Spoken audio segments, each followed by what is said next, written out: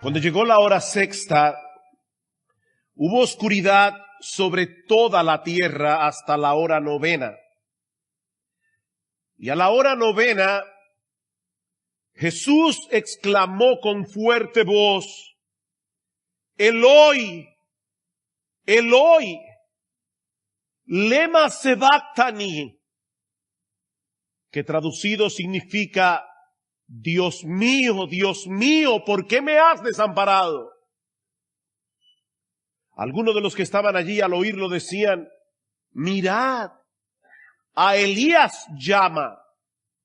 Entonces uno corrió y empapó una esponja en vinagre y poniéndola en una caña, le dio a beber diciendo: dejad, veamos si Elías viene a bajarle. Y Jesús, dando un fuerte grito, expiró. Y el velo del templo se rasgó en dos de arriba a abajo. Viendo el centurión que estaba frente a él la manera en que expiró, dijo: en verdad este hombre era hijo de Dios. Había también unas mujeres mirando de lejos, entre las que estaban María Magdalena, María la madre de Jacobo el menor y de José y de Salomé, las cuales cuando Jesús estaba en Galilea le seguían y le servían. Y había muchas otras que habían subido con él a Jerusalén. En estas últimas semanas hemos estado considerando todo lo que sucedió en esas últimas horas del ministerio terrenal de nuestro Señor Jesucristo, desde su arresto en el huerto de Getsemaní hasta su muerte en la cruz del Calvario. Y hemos visto que Jesús tuvo que soportar en esas últimas horas no solamente la farsa de un juicio injusto, sino también una avalancha de odio y de crueldad volcada en su contra, no solamente de parte de los líderes religiosos de Israel, sino también de parte de los soldados romanos. Él fue ridiculizado, azotado, escupido, coronado de espinas, golpeado sin misericordia con una caña en la cabeza y finalmente condenado a morir en una cruz, a pesar de que el procurador que lo juzgó reiteró en más de una ocasión que él no había hallado delito alguno en Jesús. Y la pregunta que algunos pueden hacerse al leer esta porción de los evangelios es la pregunta que muchos se hacen cuando están en medio de una situación aflictiva, en una situación de dolor y de angustia. ¿Dónde está Dios? ¿Dónde está Dios? ¿Han oído esa pregunta? ¿Dónde está Dios? ¿Dónde estaba Dios cuando todo eso estaba sucediendo? ¿Por qué Dios no descendió del cielo a defender a su Hijo? ¿Por qué no destruyó en un instante a todos esos blasfemos que se habían ensañado con tanta crueldad contra Él? Mis hermanos, ¿dónde estaba Dios? Y la respuesta es que todo el tiempo Él estuvo allí, junto a Jesús. Por eso el título de nuestro sermón en esta mañana es Dios en el Calvario. Y yo no me refiero únicamente a Dios el Hijo que estaba muriendo en la cruz, me refiero a Dios el Padre. Dios en el Calvario, mis hermanos, Dios estaba allí. Él estuvo allí todo el tiempo. Él estuvo todo el tiempo al lado de Jesús, pero no para defenderlo. No para fulminar a los blasfemos. Él estaba allí para juzgar en Él, en Cristo, nuestros pecados. Nosotros debemos contemplar la escena de la cruz a través de las palabras de Pablo en 2 Corintios capítulo 5 versículo 19. Pablo dice que Dios estaba en Cristo reconciliando consigo al mundo. Él no estaba lejos. Dios estaba en Cristo reconciliando consigo al mundo. Él estaba allí. obrando activamente nuestra reconciliación a través de la muerte de su Hijo. Eso es lo que vemos en el pasaje de Marcos que vamos a estudiar en la mañana de hoy y que vamos a considerar bajo 6 encabezados. Hay 6 escenas aquí. La primera de ellas es la oscuridad sobrenatural que cubrió la tierra en pleno mediodía. Dice en el versículo 33, cuando llegó la hora sexta, hubo oscuridad sobre toda la tierra hasta la hora novena. Nosotros vimos la semana pasada que Jesús fue crucificado a la hora tercera, es decir, a las 9 de la mañana, por la forma como los judíos contabilizaban las horas.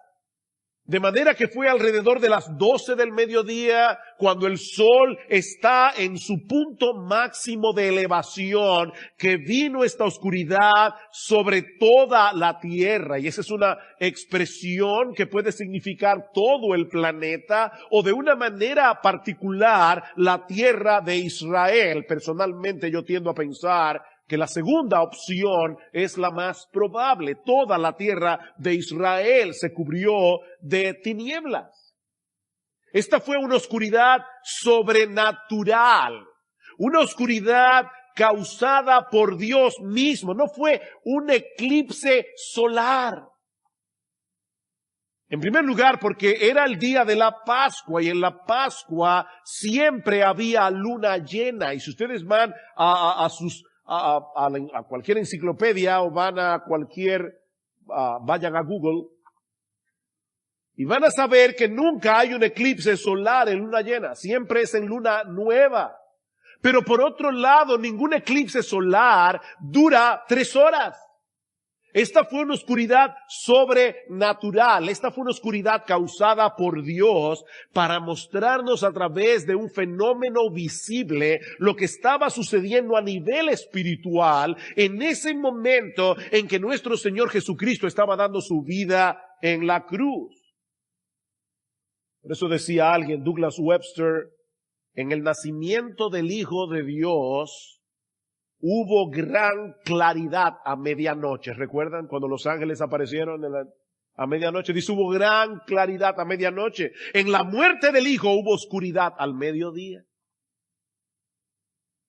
¿Qué es lo que Dios quería mostrar a través de esas tinieblas?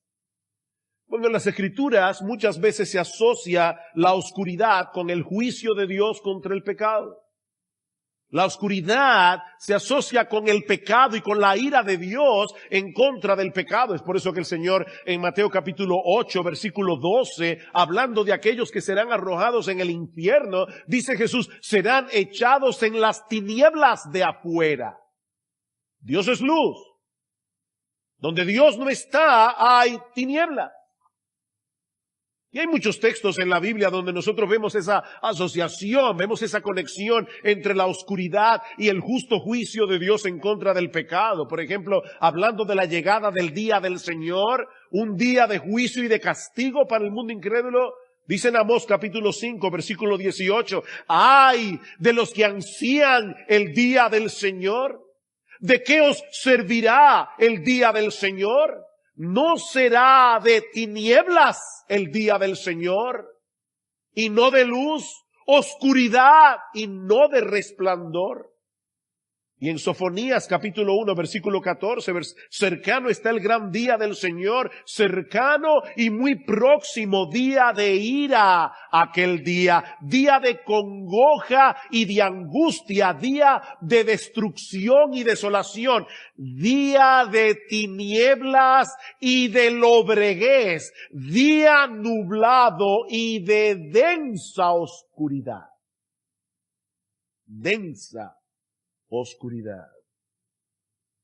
Pero tal vez la conexión más significativa que nosotros encontramos en las Escrituras entre estas tinieblas que arroparon la tierra durante la crucifixión es la que nosotros encontramos en el capítulo 10 del libro del Éxodo, cuando Dios juzgó a Faraón y a toda la tierra de Egipto en las 10 plagas. Dice en Éxodo capítulo 10, a partir del versículo 21, que antes de la muerte de los primogénitos, recuerden que esa fue la 10ª plaga, la muerte de los primogénitos, pero antes de la muerte de los primogénitos, Dios envió una densa oscuridad sobre toda la tierra de Egipto. Por eso yo creo que aquella oscuridad era sobre la tierra de Israel, era una oscuridad focalizada porque era una oscuridad sobrenatural, una oscuridad que duró 3 días. Y es inmediatamente después de ese tiempo de oscuridad que Dios estableció la celebración de la fiesta de la Pascua. ¿Van conectando? ¿Cuándo murió Jesús? El día de la Pascua. Fue precisamente después de ese tiempo de oscuridad que Dios estableció la fiesta de la Pascua, en la que los judíos debían sacrificar un cordero, y el texto en Éxodo capítulo 12 versículo 6 es muy explícito. Dice, debe ser sacrificado el cordero entre las 2 tardes, es decir, alrededor de las 3. Ese cordero pascual era el sustituto a través del cual era preservada la vida de los primogénitos que habrían de morir esa noche. El ángel de condenación iba a salir por toda la tierra de Egipto, pero aquellos que pintaran el dintel de sus puertas con la sangre del cordero sustituto, el cordero iba a pasar de largo, por eso se llama Pascua, que significa pasar de largo. Recuerden, el inglés Passover es pasar de largo. El ángel de la muerte iba a pasar de largo sobre esas personas, sobre esas familias que por fe sacrificaran un cordero como un sustituto. Ese tiempo de oscuridad de 3 horas en el Calvario se encuentra íntimamente relacionado con aquellas tinieblas que cubrieron la tierra de Egipto por 3 días, en ese preciso momento en que el verdadero cordero pascual estaba siendo inmolado, cuando el verdadero cordero pascual estaba siendo sacrificado en el altar de la cruz. Marcos nos dice más adelante que nuestro Señor Jesucristo expiró a la hora 9, es decir, a las 3 de la tarde.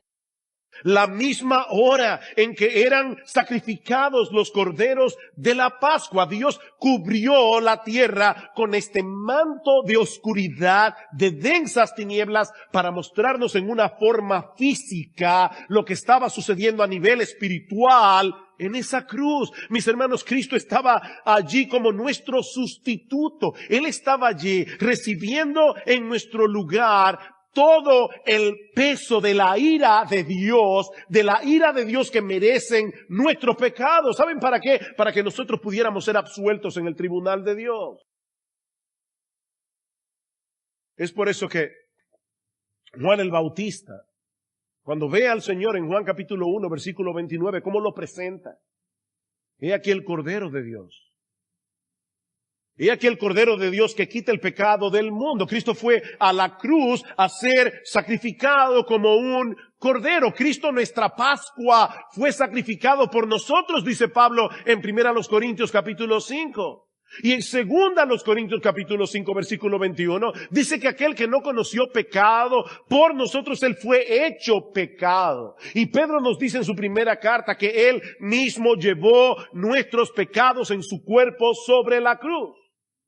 Él mismo llevó nuestros pecados sobre su cuerpo en la cruz. Mis hermanos, esa es la esencia del Evangelio, como dice Pablo en 1 Corintios 15:3, que Cristo murió por nuestros pecados conforme a las Escrituras.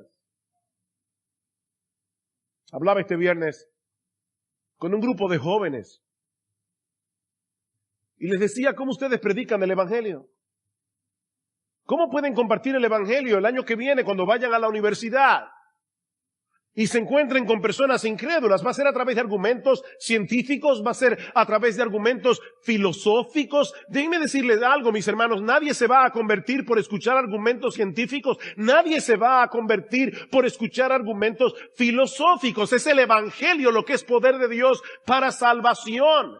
¿Pero en qué consiste el Evangelio? El Evangelio es un anuncio de lo que Dios hizo en la historia a través de la muerte de su Hijo, ese viernes de Pascua, para que nosotros pudiéramos ser absueltos en su tribunal. Eso es el Evangelio. Y noten que Pablo dice, Cristo murió por nuestros pecados conforme a las Escrituras. Ya Dios había anunciado eso de antemano, cientos de años antes. ¿Saben qué? Para que no tengamos ninguna duda en cuanto a la identidad mesiánica de Jesús. Escuchen lo que algunos han llamado el Evangelio según Isaías. Isaías 53. Escrito 700 años antes del nacimiento de Cristo, y no solamente describe con todo detalle la agonía del Calvario, sino que nos ofrece la mejor exégesis que nosotros podemos encontrar en las Escrituras de lo que realmente sucedió en esa cruz. Él fue herido por nuestras transgresiones, dice Isaías. Él fue herido por nuestras transgresiones. Él fue molido por nuestras iniquidades. Nuestras iniquidades. Todos nosotros nos descarriamos como ovejas, nos apartamos cada cual por su camino, pero el Señor hizo que cayera sobre Él la iniquidad de todos nosotros. No fue por su propia iniquidad que Él fue a la cruz, porque Él era un cordero inocente. Pero aún así, dice Isaías en el versículo 10, que el Señor quiso quebrantarle sometiéndole a padecimiento. Por su conocimiento, el justo, mi siervo, justificará a muchos y cargará las iniquidades de ellos.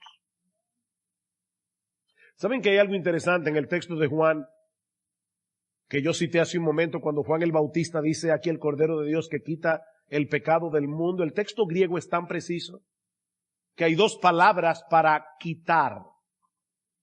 Yo puedo tomar esta hoja y quitarla de encima del púlpito y ponerla aquí. Eso es quitar. Pero yo también puedo tomar esta hoja, quitarla del púlpito y cargarla conmigo. Y esa es la palabra que se usa en Juan capítulo 1, versículo 29. Jesús es el Cordero de Dios que quita cargando sobre sí el pecado de todos nosotros. Eso es exactamente lo que Isaías está diciendo aquí. Para poder justificar a muchos, Él tuvo que cargar con las iniquidades de ellos. O como dice al final del capítulo 53, llevando Él el pecado de muchos. Eso fue lo que sucedió ese viernes en la tarde, cuando la tierra se cubrió de oscuridad. El Cordero de Dios estaba siendo inmolado en el altar de la cruz. El Cordero de Dios estaba sufriendo en esas 3 horas el infierno eterno de todos aquellos que Él habría de salvar a través de toda la historia. ¿Tú oíste eso, mi hermano? El infierno que te tocaba a ti, Jesús lo sufrió en esas 3 horas. Toda la eternidad de tus sufrimientos condensadas en esas 3 horas. Y no solo la tuya, la de millones y millones de pecadores que Él vino a salvar. Y algunos pueden estarse preguntando, ¿y cómo es posible que Jesús haya podido sufrir en 3 horas un castigo que debía ser eterno? ¿Cómo se puede sufrir en 3 horas un castigo que es eterno? Escuchen la respuesta de John MacArthur. Él podía recibir una cantidad infinita y eterna de ira porque Él es una persona infinita y eterna.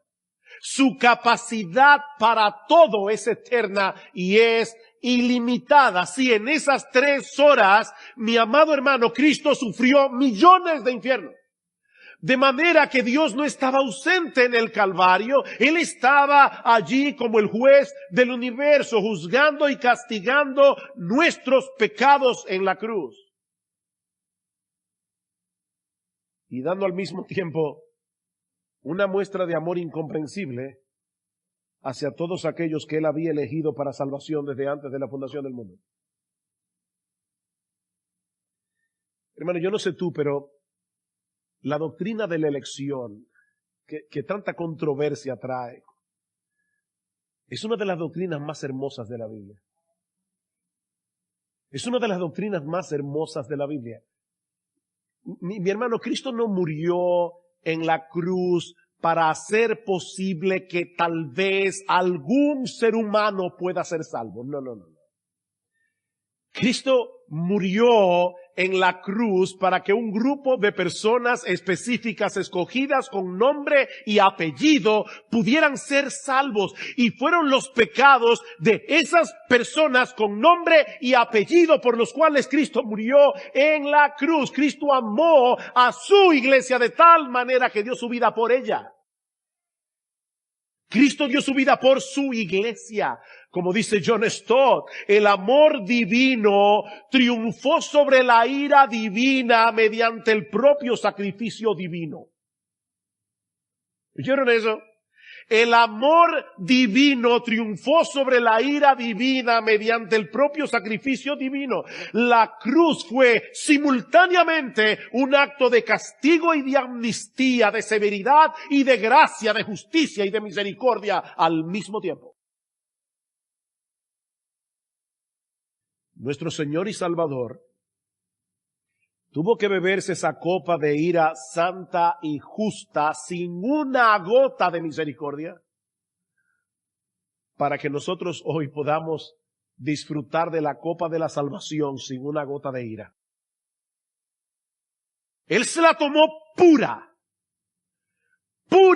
ira de un Dios 3 veces santo para que nosotros hoy podamos tomarnos la copa de la salvación sin una gota de ira. Él tuvo que sufrir el desamparo del Padre para que nosotros pudiéramos disfrutar en el día de hoy de la bendición de ser recibidos. Él fue desamparado para que nosotros pudiéramos ser adoptados. Y eso nos lleva a nuestro segundo encabezado, el terrible abandono en la cruz, versículo 34, y a la hora 9, Jesús exclamó con fuerte voz, Eloi, Eloi, lema sabactani, que traducido significa Dios mío, ¿por qué me has abandonado?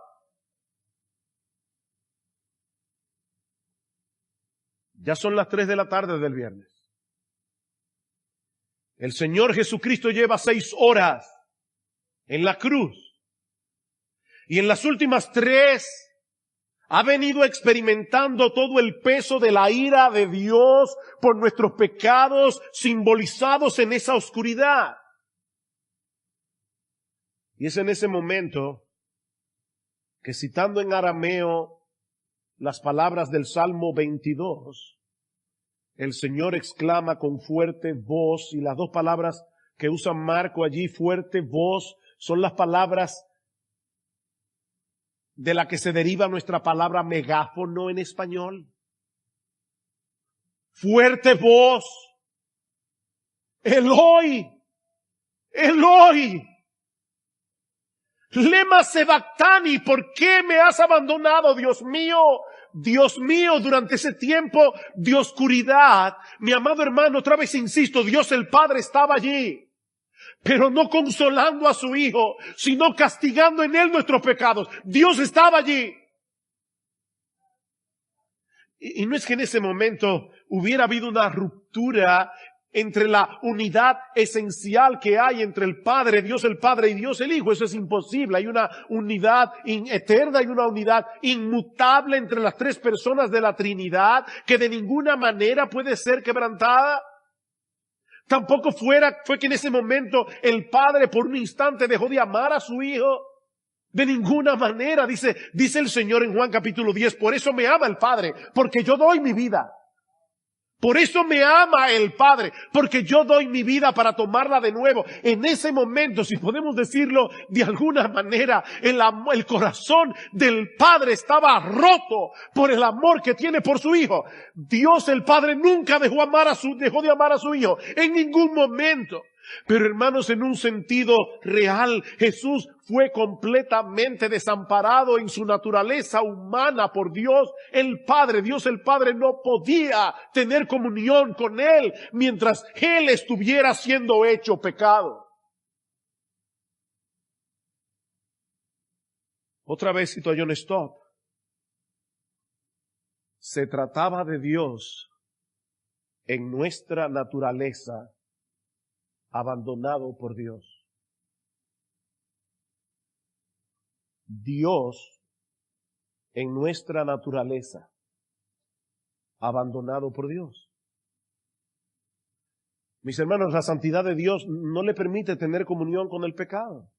Y en ese momento, colgado en esa cruz, Jesús estaba siendo hecho pecado por causa nuestra. Al que no conoció pecado por nosotros, Dios a Él lo hizo pecado. Ese fue el alto costo que Dios estuvo dispuesto a pagar por nuestra salvación. Mis hermanos, solo Dios pudo absorber el peso de su propia ira. Solo Dios podía hacer eso. Y Él estuvo dispuesto a pagar ese precio en la persona de su Hijo amado. ¿Sabes para qué? Para salvarte a ti. ¿Saben qué, mis hermanos? Este es el tipo de pasaje que ningún predicador jamás podrá explicar en una forma ni siquiera medianamente satisfactoria. Ese abandono que Jesús tuvo que sufrir en la cruz del Calvario escapa por mucho a nuestra capacidad de entendimiento, sobrepasa por mucho nuestra capacidad de entendimiento. Estaba leyendo que se dice que en una ocasión Martín Lutero pasó horas con su Biblia abierta solamente meditando en esas palabras. Dios mío, ¿por qué me has abandonado? Y dice que después de estar varias horas meditando en ese texto, dice que empujó la mesa y solamente pudo decir con toda perplejidad, Dios, abandonado por Dios. ¿Quién puede entender tal misterio? Dios abandonado por Dios. Esta es la única vez en los evangelios que nosotros vemos a Jesús dirigiéndose a Dios sin llamarle Padre. La única vez. Él sabe el precio que tiene que pagar para salvarnos, cargar el peso de la ira divina que merecen nuestros pecados, incluyendo el desamparo de su Padre Celestial. Pero ¿saben qué, mis hermanos? A pesar de todo eso, Jesús sabía que Él podía confiar en Dios. Jesús sabía que Él podía seguir confiando en Dios como su Dios. Noten las palabras, Dios mío. Dios mío, aunque suene paradójico, este es un grito de angustia y de confianza al mismo tiempo. El dolor y la agonía que Jesús estaba experimentando en su naturaleza humana le resulta abrumador. Lleva horas sufriendo millones de infiernos, por decirlo de alguna manera, en su cuerpo de carne. Pero en vez de quejarse con amargura, dirige a Dios ese grito de angustia, apropiándose de las palabras del Salmo 22. Jesús conoce el contenido de ese salmo, que comienza precisamente con esa palabra.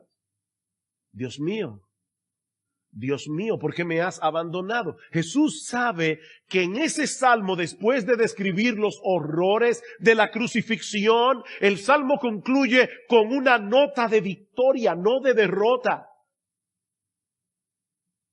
Pero al mismo tiempo Él está exclamando, porque en su naturaleza humana quiere saber cuándo concluirá esa agonía. Que es precisamente lo que se expresa al inicio del Salmo 22. Dios mío, ¿por qué me has abandonado? ¿Por qué estás tan lejos de mi salvación y de las palabras de mi clamor? Dios mío, clamo de día y no respondes, y de noche, y no hay para mí reposo. No era que el Señor desconocía la razón de su abandono, pero Él está citando de memoria literalmente las palabras de este salmo para dar expresión a su angustia y a su petición de que Dios venga a socorrerlo. Dios mío, ven pronto. Socórreme.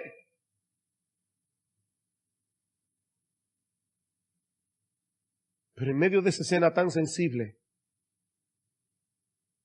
una vez más se evidencia la dureza del corazón humano. Aprovechando la similitud que existe entre el nombre del profeta Elías y las palabras arameas que Jesús acaba de pronunciar en la cruz, Marcos nos dice en el versículo 35 que algunos de los que estaban allí, al oírlo decían, mirad, está llamando a Elías. Ustedes recuerdan que Elías no murió. Elías no vio muerte. Elías fue llevado al cielo, dice la Escritura, en un torbellino. Así que había una tradición entre los judíos de que Elías se aparecía desde el cielo para socorrer a los justos en tiempo de dificultad. Y esa es la tradición que está en la mente de esta gente cuando comienza a burlarse de Jesús. Las personas están conectando burlonamente una cosa con la otra para tener un poco más de diversión a costa de Jesús. Versículo 36. Entonces uno corrió y empapó una esponja en vinagre, un vino barato que bebían los soldados, era un vino avinagrado. Y poniéndola en una caña le dio a beber diciendo, dejad, veamos si Elías viene a bajarle. Está llamando al profeta Elías. Démosle un poco de vino que lo reanime. A ver si da tiempo a que Elías baje del cielo a rescatarlo de la cruz. Pero el rescate vino de otro lado. Lo que nos lleva a nuestros siguientes encabezados. Ya vimos el tiempo de oscuridad, ya vimos el terrible abandono en la cruz. Veamos ahora en tercer lugar la ofrenda voluntaria de expiación. La ofrenda voluntaria de expiación, ya Jesús había cumplido la obra que el Padre le había encomendado al dar su vida en rescate por muchos, al recibir sobre sí todo el peso de la ira de Dios. Así que dando un fuerte grito, dice Marcos en el versículo 37, Jesús expiró. Marcos no nos dice qué fue lo que el Señor expresó en ese fuerte grito. Pero los evangelios de Juan y de Lucas nos ayudan a completar el cuadro. Dicen en Juan capítulo 19, versículo 30, que luego de probar el vinagre que le dieron los soldados, Jesús dijo, consumado es. He ahí el grito. E inclinando la cabeza, entregó el Espíritu. Consumado es. Ya todo acabó. La obra de redención ha sido consumada. Y Lucas añade que en ese momento, clamando a gran voz, dijo, Padre, en tus manos encomiendo mi espíritu. Y habiendo dicho esto, expiró. Con la conciencia de que la obra de redención había sido terminada, el Señor entregó su espíritu. Confiándose al cuidado de su Padre celestial. Mis hermanos, Cristo no solamente fue a la cruz voluntariamente, Cristo dio su vida voluntariamente cuando ya todo se había cumplido. A Cristo no le quitaron la vida, Él dio su vida. Juan capítulo 10 del Evangelio de Juan, yo soy el buen pastor. ¿Y qué hace el buen pastor? El buen pastor da su vida por las ovejas.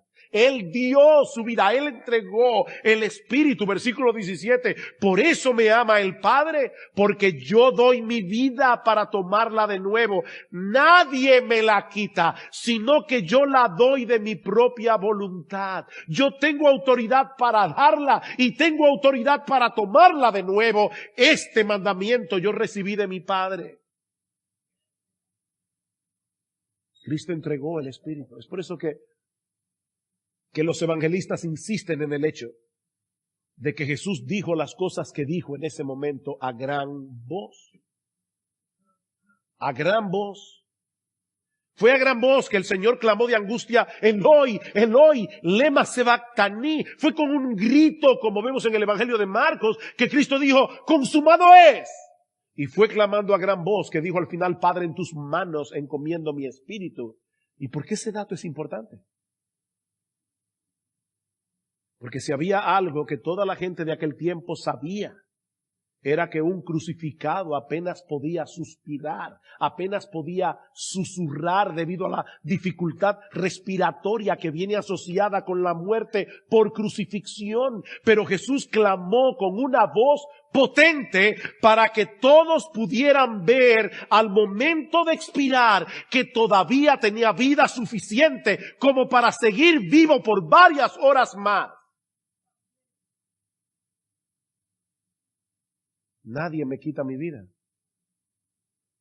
Nadie me quita mi vida. Yo tengo autoridad para darla. Y yo tengo autoridad para volverla a tomar. Cristo entregó su vida voluntariamente en la cruz del Calvario como nuestro sustituto, y de ese modo abrió para nosotros una vía de acceso a la presencia misma de Dios. Y eso nos lleva a nuestro cuarto encabezado, un camino nuevo y vivo hacia el santuario. Versículo 38. Y el velo del templo se rasgó en dos, de arriba abajo. El velo del templo se rasgó en dos. En el templo de Jerusalén había un velo, y no se imaginen, por favor, a los velos que se usan desde el día de hoy o a las cortinas que se usan en el día de hoy. No. Este era un velo muy pesado, era un velo muy grueso que dividía el lugar santo del lugar santísimo. El lugar santísimo era donde Dios manifestaba su presencia especial en el templo de Jerusalén. Allí estaba el arca del pacto, allí estaba el propiciatorio donde el día de la expiación el sumo sacerdote rociaba el propiciatorio con la sangre del cordero sacrificado. Una vez al año solamente podía entrar el sumo sacerdote al lugar santísimo en el día de la expiación.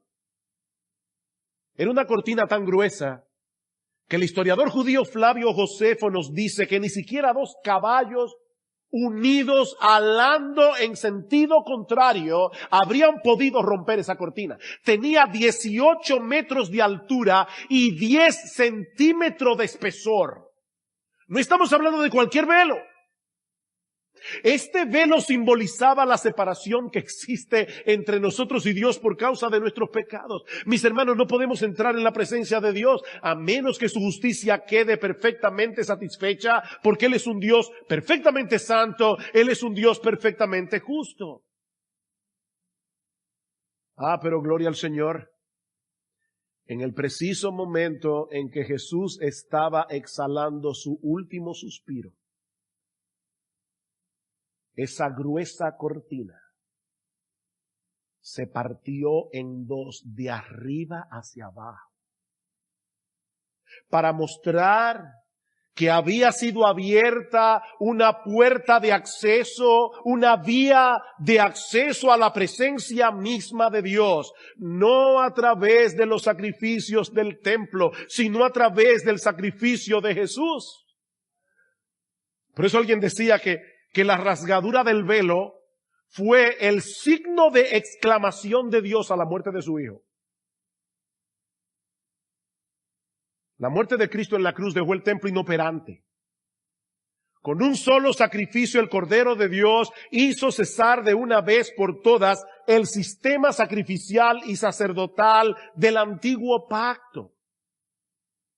Como dice el autor de la carta a los Hebreos, los sacerdotes del Antiguo Testamento tenían que ofrecer muchas veces los mismos sacrificios que nunca pueden quitar los pecados, pero Él, habiendo ofrecido un solo sacrificio por los pecados para siempre, se sentó a la diestra de Dios, porque por una sola ofrenda Él ha hecho perfectos para siempre a los que son santificados.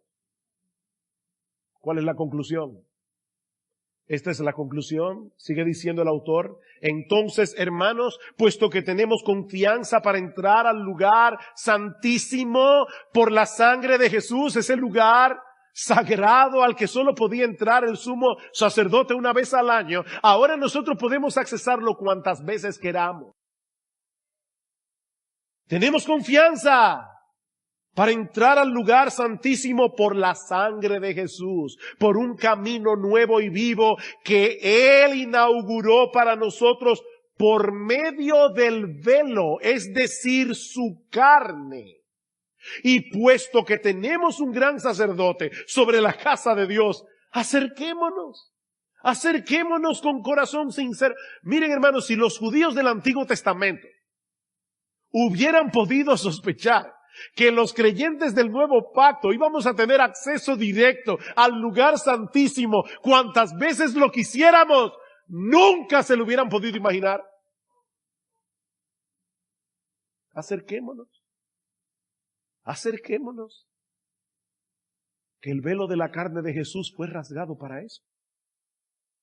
Para que nosotros podamos entrar al lugar santísimo. Mientras los sacerdotes en el templo en ese mismo momento estaban sacrificando miles de corderos para la celebración de la Pascua, ese viernes a las 3 de la tarde, precisamente a las 3 de la tarde, el cordero pascual estaba muriendo en la cruz, abriendo de par en par una avenida de salvación, una avenida de reconciliación por medio de su sangre. Y Marcos no se limita a darnos un recuento histórico de este hecho, sino que al mismo tiempo nos muestra en la misma historia cómo se supone que debemos reaccionar a ese hecho. Y eso nos lleva a nuestro quinto encabezado, una sorprendente confesión. Versículo 39, viendo el centurión que estaba frente a él, la manera en que expiró, dijo, en verdad este hombre era hijo de Dios. Mateo añade que este hombre también estaba impresionado por los eventos sobrenaturales que habían rodeado la muerte de Jesús, porque en ese momento no solamente las tinieblas cubrieron la tierra por 3 horas, sino que la tierra tembló, dice Mateo.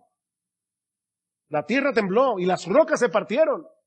Y algunos justos que habían muerto resucitaron en el momento en que Jesús expiró. Pero Marcos se enfoca únicamente en el impacto que produjo en el corazón de este hombre, romano, soldado, gentil, no judío. El hecho de haber sido testigo presencial de la manera como Jesús expiró. Piensen en esto, mis hermanos, este hombre tiene que haber sido testigo de miles de muertes. Miles de muertes. Sin embargo, él sabía que nunca nadie había muerto como murió Jesús. Tal vez él estuvo en el pretorio cuando Jesús estaba siendo burlado. Tal vez él era parte de la burla. Tal vez él fue uno de los que escupió a Jesús en la cara. Y él estuvo viendo a través de todas las horas la mansedumbre de Jesús ante esa avalancha de odio. Cómo exclamó en la cruz. Él estaba al pie de la cruz. Cómo le dijo al ladrón que no era un buen ladrón. Era un ladrón. No hay buenos ladrones. Cuando ese hombre reconoció su pecado y le dijo, por favor, acuérdate de mí cuando vengas en tu reino. El acto de fe más increíble que una persona haya hecho en toda su historia. Colgado de una cruz y viendo a Cristo colgado de una cruz. Le está diciendo, yo sé que tú eres un rey, tú tienes un reino. Por favor, cuando vengas en tu gloria, cuando vengas en tu reino, acuérdate de mí. Y ese centurión, ese romano endurecido de corazón, escuchó cuando Jesús perdonó a este hombre y le dijo, hoy, te prometo que hoy estarás conmigo en el paraíso. Este centurión vio todo eso. Y fue lo que lo movió a decir, dice, al ver cómo expiró, al oír este grito de victoria, consumado es. Padre, en tus manos encomiendo mi espíritu. Dice, al ver cómo expiró. Ese centurión romano dijo: verdaderamente este hombre era hijo de Dios. Ahora, hermanos, este texto tiene una importancia capital en el Evangelio de Marcos. ¿Cómo comienza el Evangelio de Marcos? Este es el principio del Evangelio de Jesucristo, Hijo de Dios. Y una y otra vez nosotros vemos a través del Evangelio de Marcos cómo los demonios reconocían que Jesús era el Hijo de Dios, cómo Dios el Padre reconocía que Jesús era el Hijo de Dios. Nosotros vemos en los Evangelios cómo el mismo Jesús se identifica a sí mismo como el Hijo de Dios. Pero hasta este momento no había habido ningún solo hombre que había llamado a Jesús en el Evangelio de Marcos Hijo de Dios. Y tiene que ser un soldado romano gentil. En ese momento ese hombre estaba ilustrando a qué vino Cristo al mundo. ¿Por qué estaba muriendo en esa cruz? Para salvar a pecadores como tú y como yo. Para llevarlos, abrirles el entendimiento y hacerles ver que Él era realmente el Hijo de Dios. Y es como si Marcos estuviera diciéndole a los lectores de su evangelio y a todos aquellos que iban a oír a través de la historia a un predicador exponer este pasaje del evangelio, cuando este centurión dijo: verdaderamente este hombre era hijo de Dios. Es como si Marcos estuviera diciendo: ¿y ahora qué de ti? ¿Qué de ti? ¿Vas a reaccionar con indiferencia ante la muerte de Jesús?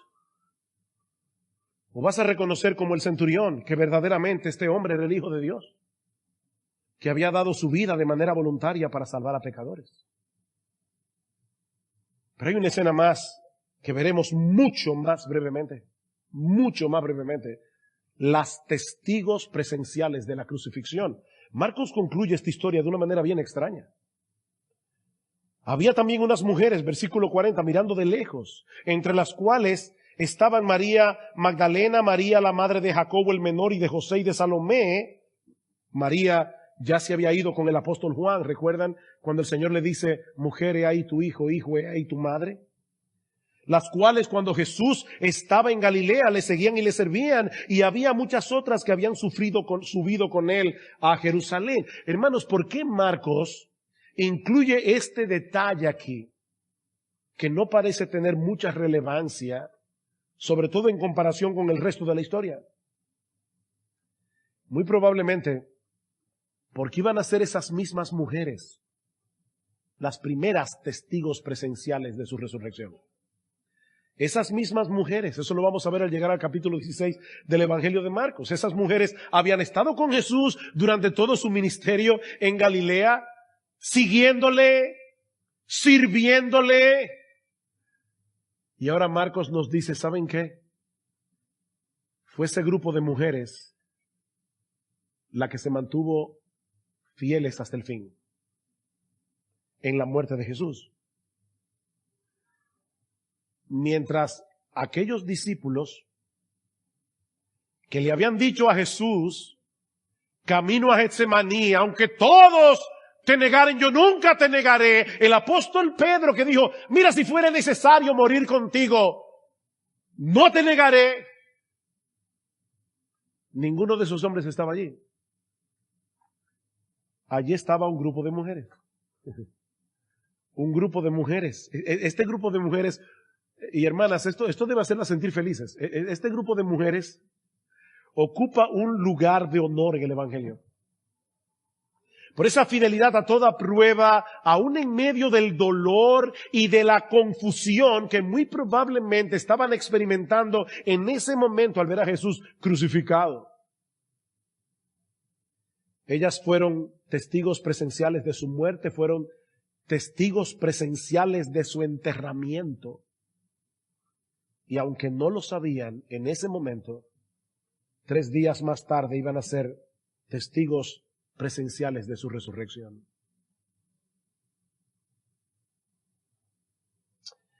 Hay muchas enseñanzas que podemos derivar de este relato, pero obviamente el tiempo se ha ido. Voy a limitarme a unas cuantas, bien rápido.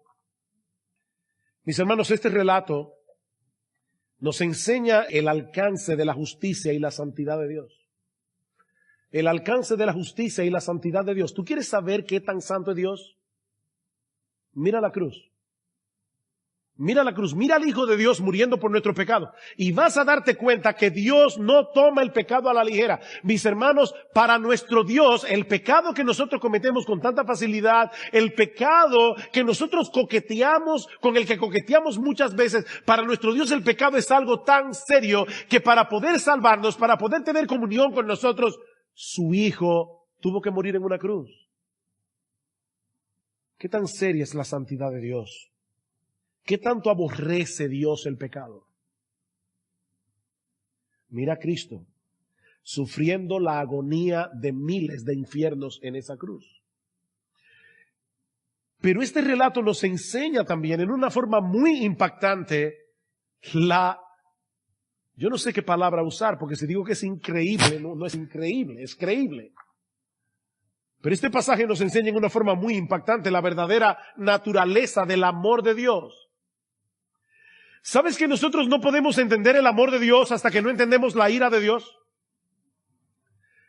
En estos días hubo una controversia en las redes, no me había dado cuenta, alguien me lo hizo saber, porque alguien tomó un pedacito de un sermón que se predicó aquí en esta iglesia, donde decíamos que Dios no solamente odia el pecado, sino que también Dios aborrece al pecador, y algunas personas comenzaron hasta a hacer burlas de esa expresión. ¿Cómo es posible que Dios aborrezca al pecador? No, Dios ama al pecador.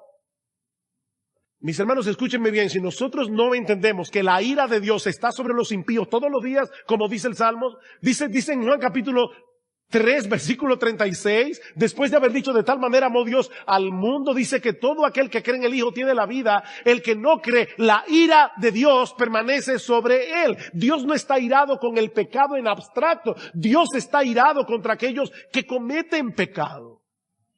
Pero eso es lo grandioso, eso es lo increíble, eso es lo extraordinario del amor de Dios. Dios interpuso su amor. El aparato emocional de Dios es complejo. Nosotros no podemos reducir el amor de Dios a un mero sentimentalismo. Dios no es un abuelito que está en el cielo diciendo, ay, no importa lo que ustedes hagan, yo lo voy a recibir como quiera porque yo los amo. No, aquí tenemos a un Dios perfectamente santo, a un Dios perfectamente justo, a un Dios que no juega con el pecado, a un Dios que no puede tener comunión con el pecador, a un Dios que tiene que castigar a los culpables. Al mismo tiempo interponiendo su amor para que el inocente sufriera por nuestra causa. Esa es la verdadera naturaleza del amor de Dios. Es así que podemos entender de tal manera amó Dios al mundo que dio a su Hijo unigénito para que todo aquel que en Él cree no se pierda, mas tenga vida eterna. Dios no amó a un grupo de gente buena, a un grupo de gente amable. Él amó a un grupo de gente aborrecible. Eso es lo grande del amor de Dios. De tal manera amó Dios al mundo que por ese grupo de gente aborrecible, Dios entregó a su Hijo. Mas Dios muestra su amor para con nosotros en que siendo aún pecadores, Cristo murió por nosotros. ¿Qué dice Jesús en Juan capítulo 15 versículo 13? Nadie tiene mayor amor que este. ¿Cuál es el amor? Que uno ponga su vida por sus amigos. Nadie tiene mayor amor que este. Oh, mis hermanos, no es contemplando las circunstancias que nosotros podemos alcanzar un mejor entendimiento del amor de Dios. Es a través de la cruz. No mires a tus circunstancias. Mira la cruz. Pero también podemos derivar de este relato que no nos pertenecemos a nosotros mismos. Mis hermanos, porque Cristo nos compró a precio de su sangre en esa cruz. Ese texto en Juan capítulo 15 versículo 13, nadie tiene mayor amor que este, que uno ponga su vida por sus amigos. Ese texto no termina allí. Ese texto sigue diciendo, y vosotros sois mis amigos si hacéis lo que yo les mando. ¿Por quiénes puso Cristo su vida? Por sus amigos. ¿Quiénes son sus amigos? Vosotros sois mis amigos si hacéis lo que yo digo. Nosotros fuimos comprados, mi hermano, tú no te perteneces, tú no te perteneces. Fuiste comprado por precio. Como dice Pablo, ¿no sabéis que sois templo del Espíritu Santo? El cual está en vosotros, el cual tenéis de Dios, y que no sois vuestros, porque fuisteis comprados por precio. Glorificad pues a Dios en vuestro cuerpo y en vuestro espíritu, los cuales son de Dios. Mi hermano, Cristo te compró. Ese sufrimiento fue para comprarte. El amor de Cristo nos apremia. Dice Pablo, llegando a esta conclusión, que si uno murió por todos, luego todos murieron y por todos murió, para que los que viven ya no vivan para sí, sino para aquel que murió y resucitó por ellos. Tú no te perteneces para hacer de tu vida lo que tú quieras. Tú no te perteneces para usar tu tiempo como tú quieras. Tú no te perteneces para usar tus recursos económicos como tú quieras. Tú no te perteneces para hacer del resto de tu vida de aquí en adelante lo que tú quieras. Cristo te compró a precio de su sangre. Esa agonía es para que tú no sigas viviendo para ti. Y finalmente, este relato nos enseña en una forma muy impactante que no puede haber salvación fuera de Jesús. No puede haber salvación fuera de Jesús. Solo Dios podía absorber todo el peso de su propia ira. Solo Dios podía salvarnos de Dios. Por eso Dios se hizo hombre. Para poder recibir en su naturaleza humana todo el peso de la ira que tus pecados y los míos merecían. Oh, mi amigo, es a la luz de lo que hemos visto hoy que podemos entender por qué Jesús decía, yo soy el camino, yo soy la verdad, yo soy la vida. Nadie viene al Padre sino por mí. Él es la única vía de acceso al Padre. No es la religión, no es tu decencia, no son tus buenas obras, es Jesús. Él es la única vía de acceso. Ven a Cristo, mi amigo. Ven a Cristo y ven ahora.